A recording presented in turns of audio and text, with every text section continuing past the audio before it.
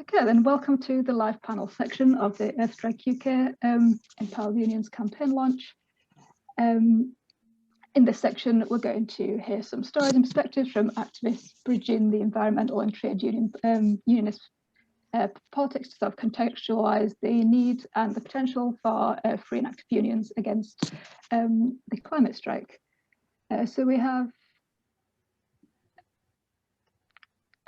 so we have three speakers with us today. We have Gregor Gall, Vicki Morris, and Daniel Randall. So I think we'll probably go on to speak in that order, and then there might be space for a short discussion at the end. So first of all, I'll introduce Gregor Gall. Gregor is a Visiting Professor of Industrial Relations at the University of Leeds, editor of the Scottish Left Review, and director of the Jimmy Reid Foundation. He's the author of Bob Crow, Socialist Leader Fighter, out with Manchester University Press in 2017. So yeah, thank you very much for being with us today, Gregor.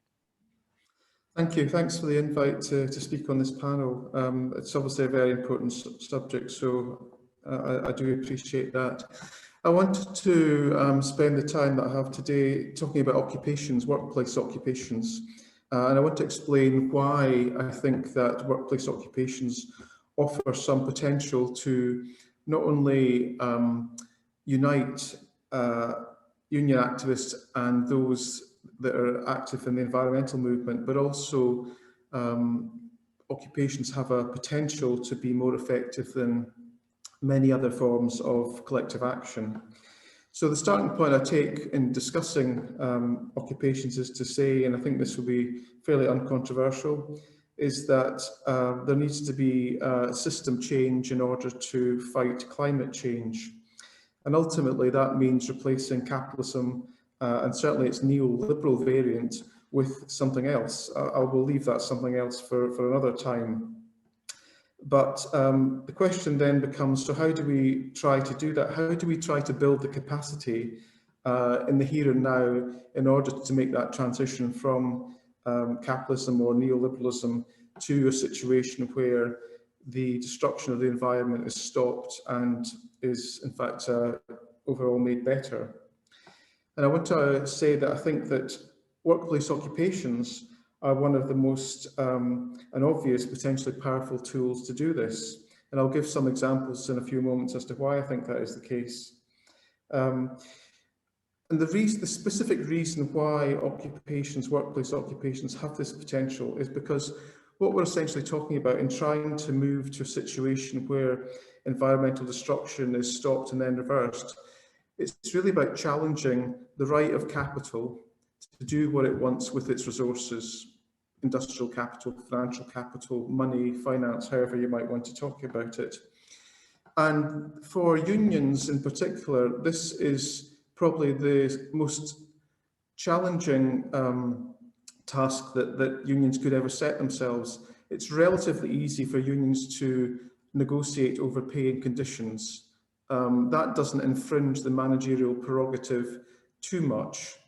But to say to a capitalist that workers that work for the capitalist want to have some control or total control or some influence over how the capitalist decides what they will do with their money, whether they will invest in something or disinvest in something else, that is really a fundamental challenge to capitalism and those that own capital.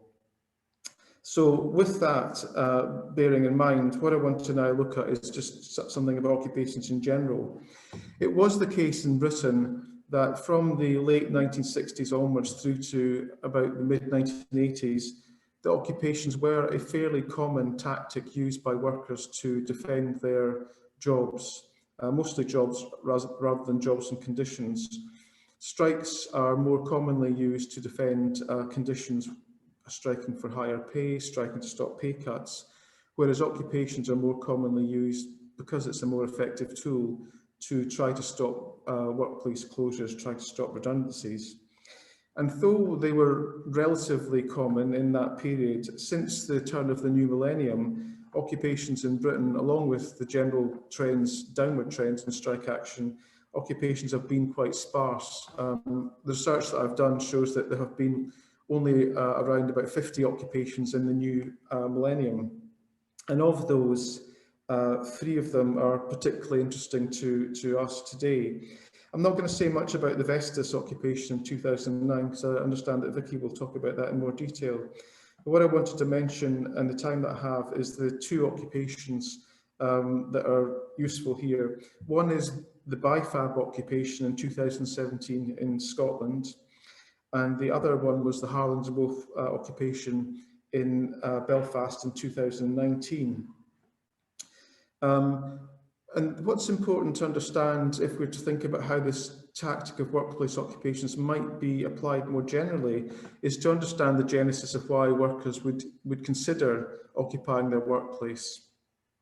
And essentially it's about trying to save their own jobs and therefore thinking about how their jobs might be preserved in a different situation. I don't mean one of, say, socialism or something like that, but what I mean is what work would they need to be doing? What work would the organisation that they're working for need to be doing to preserve their jobs?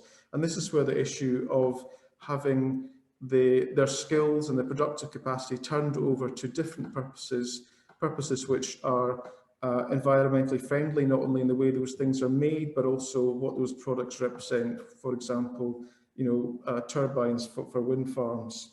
And so in these 2 examples, in BIFAB in 2017 and Harland and Wolff in 2019, we saw examples, albeit only 2, of where these 2 issues of saving jobs and turning towards, as it were, a green future came together.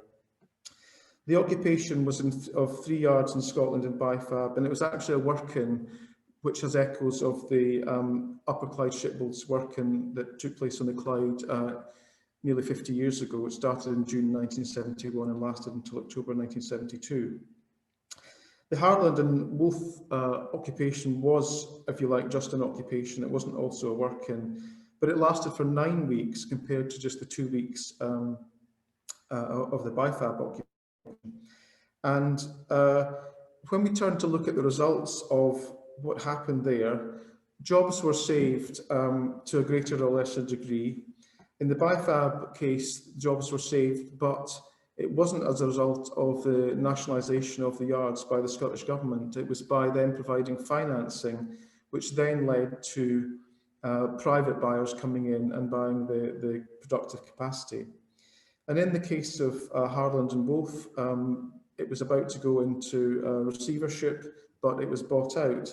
And funnily enough, in both cases, a company called Infrastrata bought both the BIFAB and Harland and Wolff yards and is now in ownership of them and using to make different things, which are not all entirely in line with the kind of, turning to a green economy.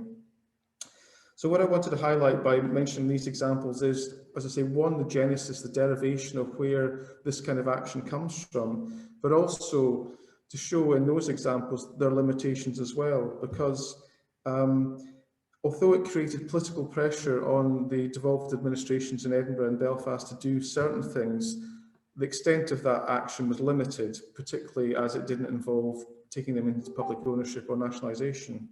And then if you turn the clock forward, what we see is the return of private capital being in control of these productive capacities.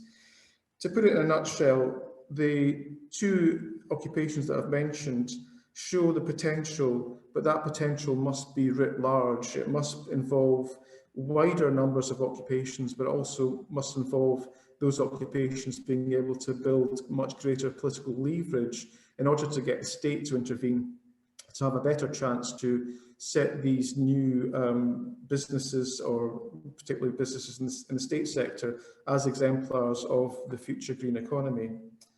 I'd just like to leave it there, thanks. Yeah, thank you very much for that, Gregor. Yeah, and I think for the next one we will go on to Vicki, so that'll be very thematically linked. So I'll just give a short introduction to Vicki. Vicki Morris is a socialist activist involved in the Vestas wind turbine workers campaign in 2009, the editor of the Save Vestas blog, a unison activist and member of Workers' Liberty. So with that, yeah, feel free to go ahead, Vicki. Thanks for being here. Thank you.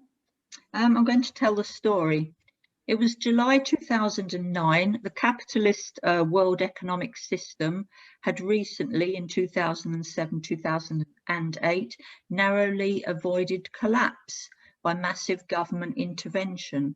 It had survived a crisis of its own making.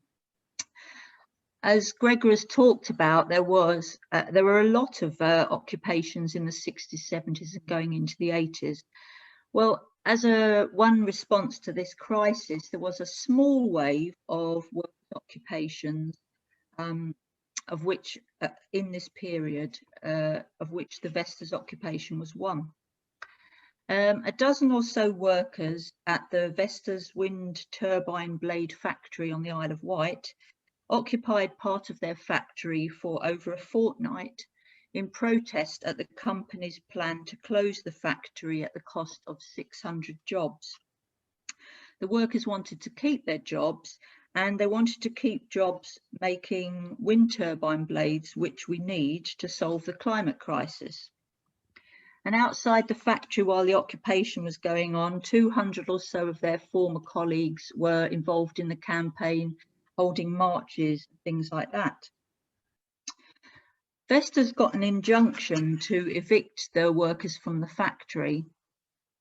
And at that point, the workers left, and their supporters, by now mainly environmental campaigners rather than former Vestas workers, set up a picket outside the factory. And the aim of this was to deter the company from removing their property when they closed the factory, and the property included some of the blades that had already been made. The company wasn't organised enough to remove their property until the 22nd of September, which I call Blades Day. And at that point, the campaign was effectively over. The Vestas campaign was sustained by a sometimes uneasy alliance of workers, unions, socialists and environmental campaigners, but it was a fruitful alliance and a good campaign. We did not win, but we did score some points. We learned some important lessons, and we all have great memories of that time. Here's a quotation from one of the occupying workers as he left the occupation to join the picket. He said, "The last 3 weeks have not just changed my views, but changed my life. Before, I was just a normal worker. I came into work, I did the job. I didn't really care what I was building. I got paid and I went home. Now I understand that we're doing something for the future, for our kids and our grandkids. It's going to help change the future of the world if we can get this factory nationalised, or we can keep it open. I have no regrets about taking part in the occupation. I'm proud of myself and what I've done." For my own part in the campaign, as Jenny said, I was managing the campaign blog, which was called Save Vestas. So I had a sort of journalistic role. I was living in London, but I would visit the Isle of Wight every week just to keep close to the action and make sure I knew who all the characters were and could act with authority on the blog. It was a demanding full-time job, unpaid, and it's one of the best things I've ever done. If you want to search on the internet, you can still find that blog and you'll get a good sense of the campaign, who is involved. The purpose of this talk is to look at the relationship between environmentalists and the trade union, or more widely, the workers' movement. I'm going to look in more detail at a few aspects of this tense but fruitful relationship that we have between the workers and the environmental, I'll call them outsiders. There was already a small Unite membership at the factory, but the company had made it hard to organise, and there were only a very small number in the union. When the factory closure was announced, Unite did protest, but they had no ambition, if you like, to resist the closure. Outsiders, environmental campaigners in the shape of Workers' Climate Action, heard about the planned closure, and they came to the Isle of Wight to talk to the workers and to the local labour movement, the unions, the Trades Council and the Labour Party, to see what resistance could be organised. The story is detailed in this pamphlet, The Vestas Job Battle, how wind turbine workers became a power, and you can download that as a PDF from the Workers' Liberty website. It's a very good read. The Workers' Climate Action comrades did manage to meet and convince a handful of workers that an occupation resistance was possible. They were assisted in this by another worker, Ron Clark, from the recent Vistion occupation in Enfield, North London, happened to have relatives on the Isle of Wight, was visiting them and agreed to come and speak at a public meeting. A lot of the Unite Union officials at that meeting kind of poured water on whether action could be taken. Ron Clark gave a positive example of an occupation that succeeded in winning things, and that stuck in the minds of some of the people that did go on to join the occupation. So outsider can be environmental campaigners, but it can also be other workers sharing best practice in direct action. It was touch and go whether the occupation would happen, but when it did, it resulted in a small but glorious chapter in working class history. The Vestas occupiers did join the RMT union, and the union played a role helping them from the legal angle. I'm not going to go into the details. There were some tensions between the RMT and the environmental campaigners, but it wasn't daggers drawn, and they did play a good role. Around the same period, between 2006 2010, there were a number of camps for climate action, which demanded radical action on the climate. Workers' Climate Action pushed hard to get the climate camps to pay more attention to the occupation and picket at Vestas, but with only limited success. It was very frustrating to see environmental activists occupying a patch of public space on Blackheath Common in South London, while on the Isle of Wight, a group of workers was bravely and directly challenging the power of the capitalists and their state. Obviously, we're talking today about how we can persuade the environmental movement to appreciate the power of the working class, and to persuade trade unions and workers more widely to see environmentalism as their cause, just as much as the fight for good jobs is their cause. As this event is about the anti-union laws as well, I want to look at some aspects of this story relating to the state. In summary, the state backed up the factory owner against its workers. At Vestas, a minority of the class-conscious workers at the factory took illegal action, and it had a powerful impact. This probably relates to what Gregor was talking about. I would like to say that we shouldn't take from this the lesson that it's not important what the law says, or to ignore the fight for trade union rights. Quite the opposite. Occupations can be powerful, but we should say how much more powerful would our campaign have been if Unite had had the freedom, the right to organise at the factory, to recruit people, and if they had been free to organise industrial action on hearing that the company wanted to close. Those options were not open to the workers, and in this instance, a radical protest, if you like, an occupation was their only option. As it was, the courts ruled the occupation illegal. They said that the factory, the means of production, was the private property of a handful of profit seekers, not of the hundreds of workers who spent the best part of their lives there, making products that humanity needs if we are to stop catastrophic climate change. On Blades Day, the 22nd of September, when the company finally moved their blades out of the factory, around 120 police of all types, including boat patrols, descended on the area to secure it. They fenced off public footpaths and kept the protesters away from the factory while the company moved the blades. So in short, the state intervened as a physical force to support the capitalist company Vestas against its workforce. And as a final note, all of this happened under a Labour government. Some of us campaigners went to see Minister Joan Ruddock, ex-chair of CND, to ask Labour to intervene. You can read an account of this meeting in the pamphlet. Joan was standing in on that day for Ed Miliband, the Secretary of State for Energy, and get this, climate change. Ed was, get this, visiting the Amazon rainforest at the time.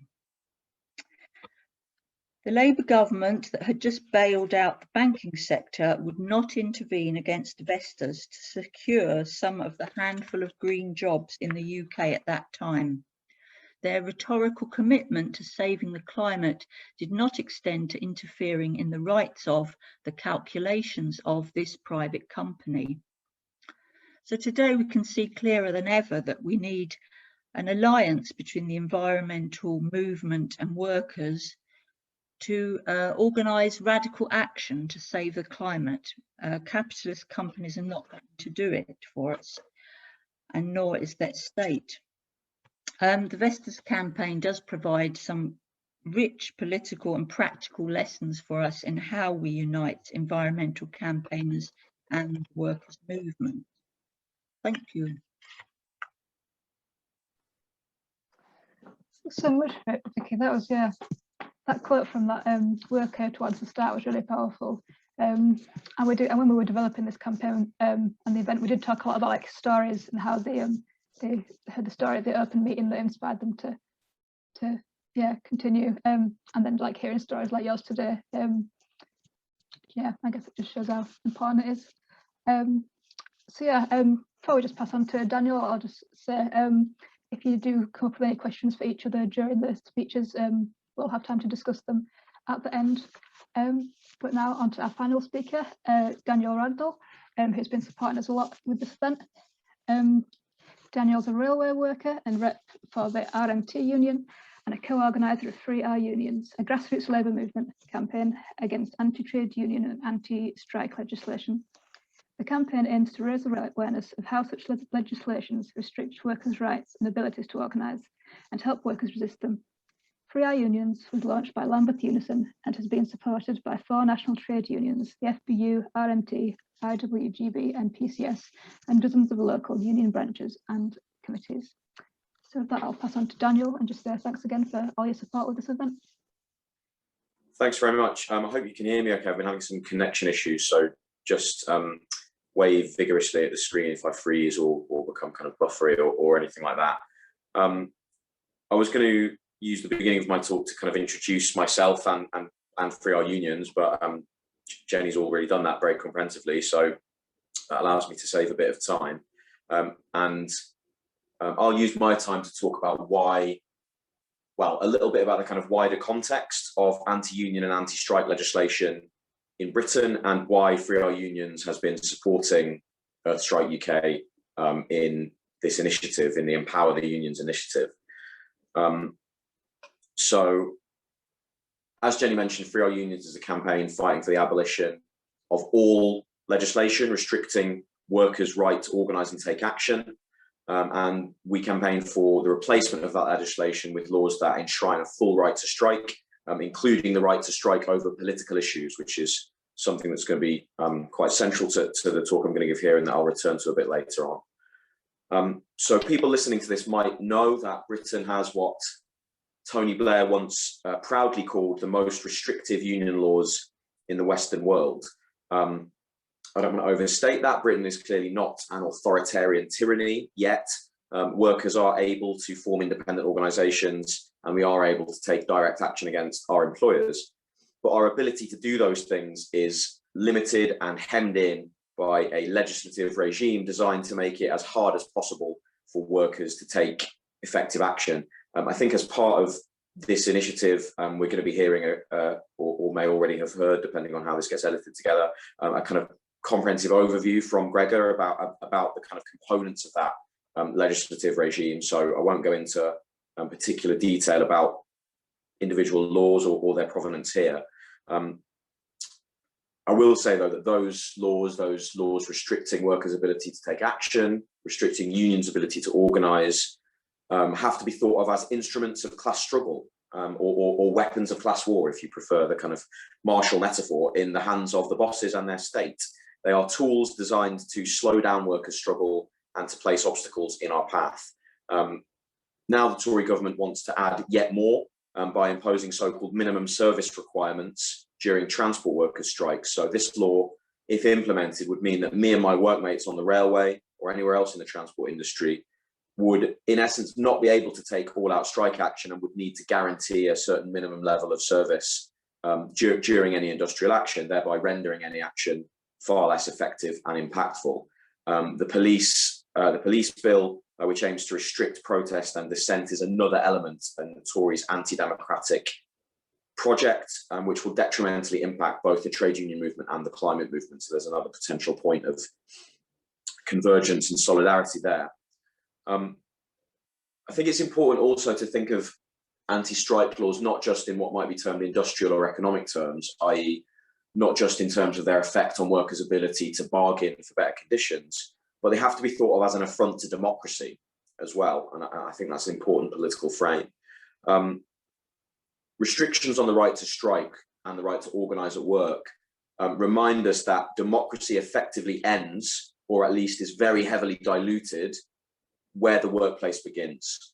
So within the workplace, we are effectively subject to the kind of dictatorship of capital. The boss is king. And without a full right to strike, we're effectively robbed of the fundamental democratic right, or what should be a fundamental democratic right, to withdraw our labour at a time of our choosing and in a way of our choosing and over issues of our choosing. Democracy is further and particularly affronted by the ban on strikes over political issues. And it's that aspect of Free Our Unions' campaigning work, the focus on that ban particularly, that I think has especially kind of impelled our collaboration with Earthstrike on this initiative. The working class direct action that I think we all agree must be an integral component of any radical climate movement is made much, much harder by the deadening effect of the ban on political strikes. I'm sure we all look forward to a day when mass workers' movements have the confidence and combativeness to go beyond the limits of the law. But in the here and now, highlighting and campaigning against such laws, I think, is a very important, I would argue, irreplaceable means by which our movement can gain the strength and confidence to ultimately defy them. I want to be able to strike not only to defend terms and conditions or jobs, but to defend social conditions, to defend the society, and improve the society in which I work, i.e. to defend the climate and the environment. I want to be able to strike to demand the expansion of renewable energy and green public transport, and I want to be able to strike to demand the decarbonisation of our existing public transport systems, including the one I work on. There is a extremely rich but perhaps too little known tradition of working class environmentalism in the labour movement in Britain and internationally. We've heard about some relatively recent examples of that from Gregor and Vicki just now, and there are many others. I'd urge all activists in both the climate and labour movements to read and learn about that history. Verity and Meredith Bergman's book, Green Bands, Red Union, is a comprehensive survey of the Australian construction workers' green bands movement in the 1970s. And a contribution from Verity Bergman is also going to be part of this online event as well. That's very much one of the seminal accounts of that inspiring movement. Hilary Wainwright and Dave Elliott's book on the Lucas Plan, which comrades may also have heard of, gives a comprehensive account of that struggle, in which manufacturing workers developed a conversion plan to repurpose their factory, which produced military aerospace hardware, to manufacture renewable energy technology and medical equipment instead. And I think that spirit, the spirit of Vestas, the spirit of Bifab and Harland and Wolff, which Vicki and Gregor talked about, but also the spirit of the Green Bands movement and of the Lucas Plan, that's the spirit we need to discover today. And that's the spirit on which I think the very necessary collaboration between the labour movement and the climate movement needs to be based. That spirit expresses an understanding of workplace organisation and trade unionism, not simply as a defensive endeavour aimed at protecting the status quo, but as a means by which workers can use our labour, which is the source of our social power, to reshape the way our workplaces are organised, and through that, to reshape the way our society is organised. Gregor talked about some of that kind of horizon in his contribution as well. The restrictions on the right to strike, perhaps most profoundly the ban on political strikes, are deliberately designed by the ruling class and its state to hem us in and to narrow our horizons. So the bosses and the state want us to believe that it might be all right for us to have some kind of well-behaved, carefully managed bargaining with our employers within official parameters and mostly mediated by bureaucrats on both sides. But under no circumstances should we be striving for control over our own labour, and certainly not for social control over production as a whole. So anti-strike laws are very much part of capitalism's kind of self-defense mechanism in an immediate sort of material sense, but also ideologically as well. I want to emphasize very strongly as a worker, a trade unionist, a sometime climate movement activist myself, but most fundamentally as a revolutionary socialist, that climate change is a class issue. It's a class issue in that it's a product of class society. So capital exploits and degrades the planet in much the same way as it exploits and degrades human labor. It's a class issue in the sense that it's workers and the poor who will bear the brunt of the social havoc wrought by ecological catastrophe, indeed are already bearing it in many parts of the world. And it's a class issue in that it's only by organising on the basis of class, most fundamentally in our workplaces, which I think are the essential site of capitalist class exploitation. It's only by organising there that we can realise our power to overthrow the system that causes climate change and replace it with one in which human and ecological need is not subordinated to the needs of profit. As Gregor said, combating climate change very fundamentally requires system change, and that's a class struggle question. The youth climate strikes that we've seen in the past few years are immensely inspiring. And I think realising their full potential requires linking their energy, vibrancy and vision with the strategic power of organised labour, including via a shared confrontation with laws that hold that power back. So I see this initiative, the Empower the Unions initiative that Earthstrike has launched, as the start of what hopefully can be an ongoing engagement between the trade union movement and anti-capitalists in the climate movement to rediscover and build on legacies of working class direct action for the environment, and to build joint struggles against policies and laws which inhibit our ability to take that action. So I want to thank Earthstrike for taking the initiative to launch this, and I'm looking forward to working with you all as this campaign develops. Thanks. Thanks so much, Daniel. That was like so well summarised. Yeah, so thank you very much for all your talks. And I guess if anything has come up while we were listening that you wanted to like post to any of the other speakers, or just wanted to respond or comment to, then there'll be a little bit of time to do that now. There's also not any pressure to do that. It's been a long day. But so yeah, I can give you a couple of minutes if there's anything else you'd like to say. Right, yeah, could I just make a brief extra contribution? Of course. Daniel mentioned the Lucas plan, which was something I was also going to mention, because the other key example from the period of the 1970s is the Vickers plan. It was another example of a workers' alternative plan. In neither case was there industrial action involved, certainly not occupations, but it does again highlight that if you want to, or if you think that a necessary starting point to get workers to take collective action over environmental destruction, if you want to do that, then one of the ways that many of them will be open to it is where their jobs are under threat, and that can be linked to creating alternative jobs, green jobs. So these examples of Lucas and Vickers, they weren't exactly the same, but they did envisage alternative ways and alternative manufacturing capacities. And it does highlight that whether it's over, making kidney dialysis machines, which is one of the points in the Lucas plan, or something else, that workers have the imagination, that they have the wherewithal to think through how such a system could be set up, but they also have the values which are, don't prioritise profit, or certainly are anti-profit, and therefore they can think about different ways of doing things with different outcomes. And so, as I say, although it wasn't, if you like, a kind of precursor to some of the environmental examples that we've talked about, it is still relevant.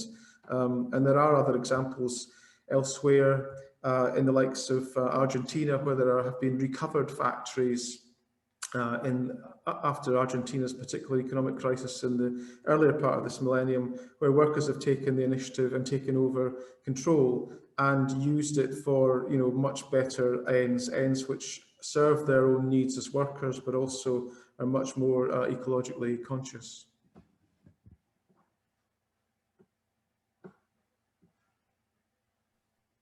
Thank you very much for that addition. Yeah. Okay. I think, oh, Vicki, go ahead. I'll just mention it because I don't think we have yet. It's not a small issue, is that a lot of the unions, they see their job as representing the immediate interests of their workers, and if their workers are in polluting industries or making arms or what have you, well, they'll defend those jobs too. So part of our campaign is going to have to be, well, we've called, I mean, a few years ago it was called a just transition, wasn't it? And it was the idea that you created green jobs to replace dirty, polluting, or, you know, highly destructive jobs like in the arms industry. So that is something we're going to have to talk about in the unions, and it's going to be a huge, huge issue. So, I mean, it's easy to defend jobs at a wind turbine blade factory, a bit harder. At the Vistion factory in Enfield, we defended jobs. They were making car seats. You know, we don't need that many cars. We want fewer cars. So then they're getting into a grey area. But then, you know, in other industries, they're literally destructive jobs that we want to get rid of ultimately. So this is going to be yeah, a really big area and a big topic for us to discuss in our movement.